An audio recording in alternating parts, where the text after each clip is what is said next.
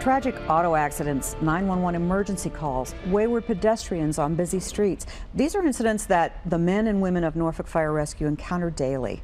They and other city employees were recognized recently for doing what many of us would consider extraordinary under any circumstances. Please welcome Norfolk firefighter Christopher Hughes and Norfolk 911 dispatcher Natasha Thagard, along with Battalion Chief Julian Williamson of Norfolk Fire Rescue. Thanks for joining us. Chief, you've got a recent ceremony that recognized some of the efforts of people that work in the city, Fire Rescue, 911. Even the Department of Utilities. We're doing things that probably many of us would not even dream we'd have to deal with, but they are doing it and being given thanks. So the award ceremony encompassed how many people?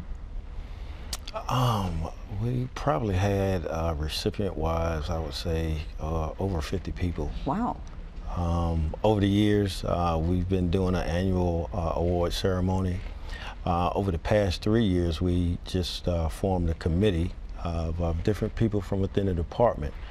And we're doing things a little different. We're making it easier for our members of the department to recognize their peers when they're doing acts or actions above and beyond. So I think that's real good. I think it builds real good team building concepts, you know, when you're being recognized by your own peer group. It says a lot. And it's a lot of motivation here also. So.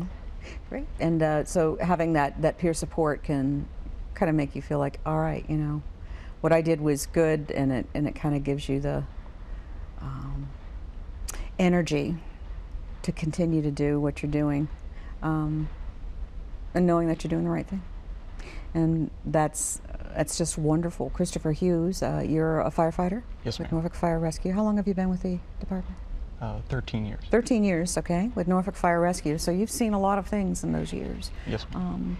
There was a particular a situation in which you were involved that and he was awarded a Medal of Honor, as you said, during this recipient process. Yes, and with the Medal of Honor, you know, that's, you know, for a courageous act that was performed. And I'll just touch on it and let Chris talk about it a little bit more. But Chris was on a medic.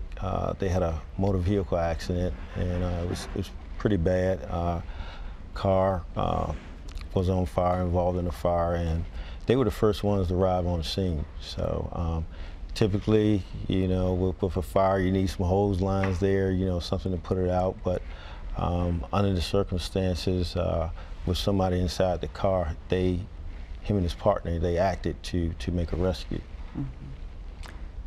Yeah, myself and firefighter Kenny Mills, once we started receiving the comments on our computer that's in our medic unit, started telling us there was a gentleman trapped, there were people trying to get him out, and then we were receiving reports that the vehicle was on fire as well. As we were kind of, I guess they were getting multiple calls at the 911 center about it, we obviously knew it was definitely going to be a fire, and both of us were already discussing, you know, what are we going to do? I mean, because it's like the chances, you know, we have to get there as quick as we can to give this gentleman any kind of chance, even though people are already there helping. Mm-hmm. When we arrived, vehicle was completely involved in fire, and everyone at that point, all the civilians that were on scene had backed away. We quickly dressed out.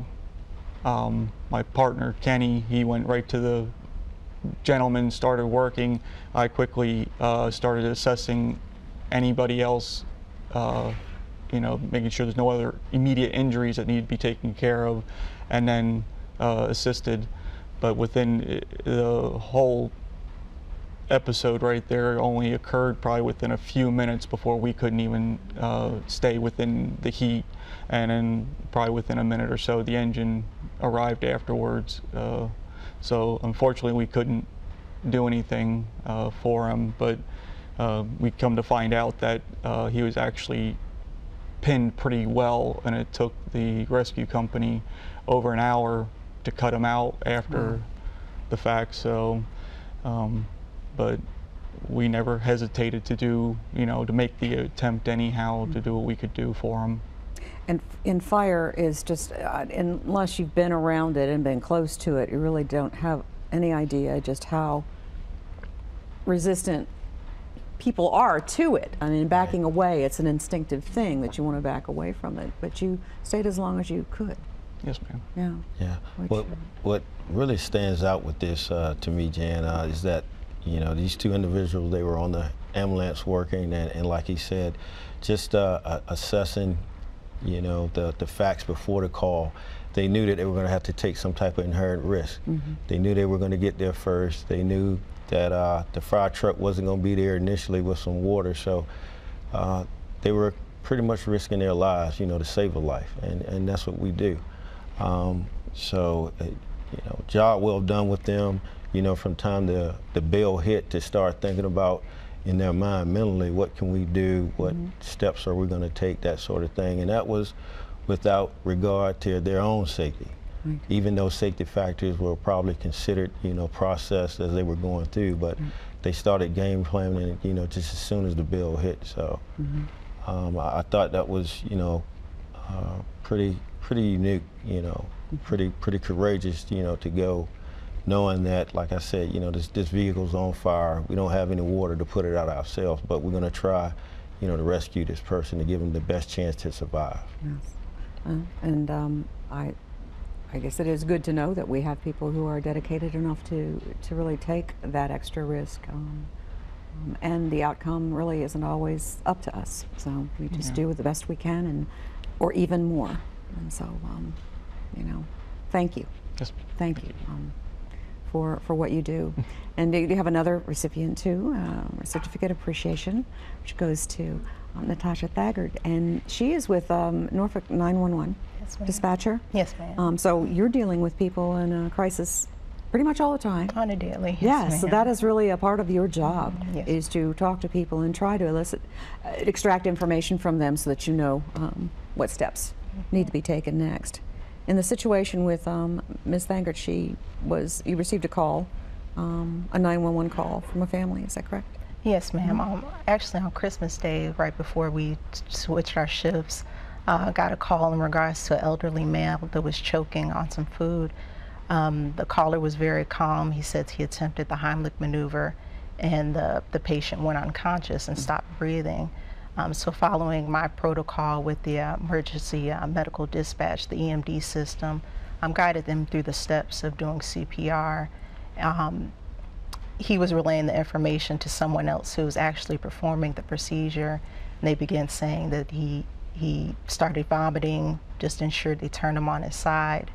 And by the time the medics got there, the male on the phone was thanking me, and it was very humbling and heartfelt, him saying, "Thank you, you helped save my uncle's life." Wow. And it was just very touching. Yes, and that, these are the kinds of things that, you deal with often, but this touched you too. It did. Yes, and I can see that it did, and that, knowing that you can make a connection, that's just so important. It is. And so significant, and clearly that was recognized too, through Yes, big kudos to Natasha. We were sitting outside and we were just talking. I introduced myself to her, and I found out that Natasha has been with the city just over a year. So when she received that call, she probably had been, on the EOC maybe like 6 months. Oh, so my goodness. Fairly new. So to handle a critical call like that under such circumstances is just amazing. I mean, just truly amazing. And it's, I'm proud to work in the city where we have such wonderful people that work together, and we're from different departments. Typically, we don't normally see the dispatchers. Sometimes I see them when we're having a major event and we have to go down to the EOC, but they are very, very important link in what we do, very vital. They're getting that initial call, they're giving us the information, so that's very important. And I just commended her, to be on a job 6 months and handle something like that is just totally awesome. Yeah, and it feels good to know that you can really, really make that difference, because it was something that you were able to do for somebody else. Even if it is a part of your job, it's still, well, I think it's what motivates people to keep doing what they do. and to give it your best. And that's So part of thank the job. It is our responsibility to ask questions to the citizens so Yeah. we can maintain the safety for them and their well-being until medical services do arrive. And it also prepares the police department and the fire department so they can plan their approach and they have their equipment ready, and so they know exactly what's going on. They're not walking in the situation blind. Great. Well, both of you, thank you for taking the time to come. I know that you don't go around talking about how wonderful you are, and that is part of the, I think why people appreciate you. You just do what you need to do, and we just wanted to make sure that everybody else knew it too. So thank you for joining us. Thank And you. Chief, thanks for providing the backdrop for all of this and just the words of appreciation. I know it means a lot to them, and just so our citizens know, we really do have wonderful people here working in the city. Yes, we do. And thank you. You're welcome. Thank you so much. When we return, we're going to hear from a woman who draws from her own experience to mentor local citizens with disabilities.